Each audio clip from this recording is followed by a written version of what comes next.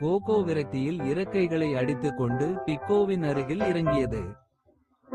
நான் அந்த கூட்டில் மிகவும் கடினமாக உழைத்தேன், இப்போது அது அப்படித்தான். கூட்டின் மீது ரொம்ப கஷ்டம், இப்போ அது பாழாயிடுச்சு. பிக்கோ அன்பாகச் சிரிக்கிறார்.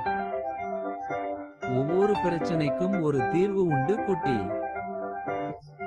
ஒருவேளை நாங்கள் உங்களுக்கு சிறந்த ஒன்றை உருவாக்க முடியும். ஆனா நீ ஒரு ஆமை, நீ பறக்கவே மாட்டே.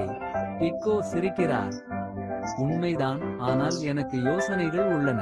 சிந்திக்க நிறைய நேரமும் உள்ளது. அதனால் அந்த வித்தியாசமான ஜோடி வேலை செய்ய ஆரம்பித்தது. பிக்கோ தனது வலுவான ஓட்டை பயன்படுத்தி குளத்தின் மென்மையான சேற்றில் குச்சிகளை தள்ளி ஒரு வலுவான அடித்தளத்தை உருவாக்கினார். கோகோ பறந்து பறந்து இலைகள், புல் மற்றும் இறகுகளை சேகரித்தது.